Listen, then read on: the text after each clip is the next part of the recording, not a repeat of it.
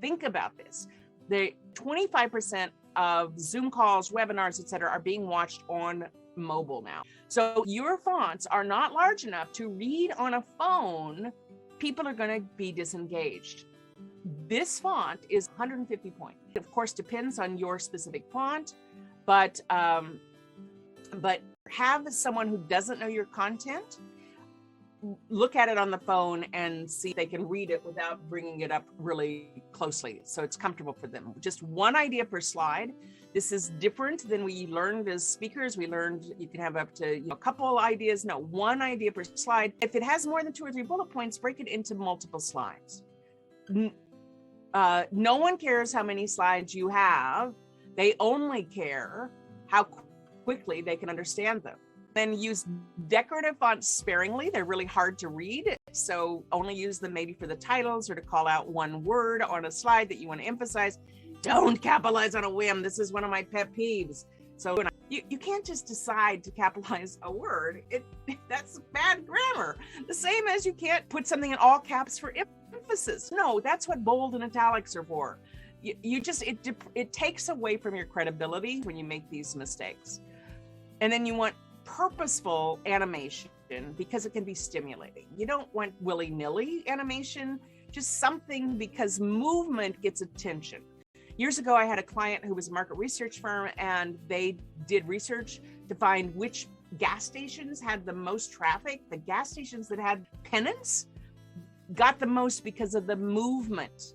And this is why these guys are so popular. Movement, it catches their attention. People are multitasking. How do you get their eye back to you? Movement is one way. All right, so I'm giving you, here's some examples. When I talk about traveling across the world, I make the airplane go across the world. This is your web shops. I make the pointer come in. When I talk about living in Silicon Valley, these all pop, and yes, my house is that blue dot there. I don't live in a blue round house, but that is where my house is. So, but you can see them all coming in. Or if I'm talking about what we're going to do today, these guys move in, and then I can make them all merge and add this. Or this is a typical before of a slide with just static slide, no movement at all. This is a little bit more engaging because you're building it a bit at a time, and you're able to talk about each one a bit at a time. So magic move. Okay, thank you. For this graph I just showed you, that's all one slide. You just control when the animations come in, either automatically or by click. It's really easy. You all can do that, no matter PowerPoint, Keynote, doesn't matter. You can all do that. So you want your animations to be purposeful, and you want your bullets to build. You don't want to have all your bullets at one time because you want to talk about each bullet as they come in. Here's another example of, okay, so this is my logo. You want your slides to echo your logo or your brand colors. So I wanted to put it next to my slide background. What do you notice? Put it color matches.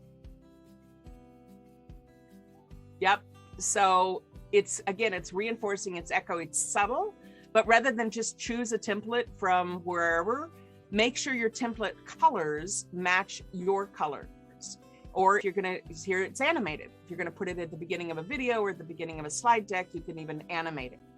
So use images that reinforce your points, not just willy-nilly choosing an image. Make sure the images are as large as possible while creating some visual balance. And you can put text on images. You can create a translucent box. So this is what I typically see. How boring is this? Okay, this is a little better, but still the words are a little hard to read. So what if we put a translucent box behind them? Does that make it a pop? Make it easier to read, okay? Let me give you another before and after. This is what I commonly see, a quote attributed to whomever. This is maybe a little bit better, but not much. But what if we do this? Give me a thumbs up if you think so.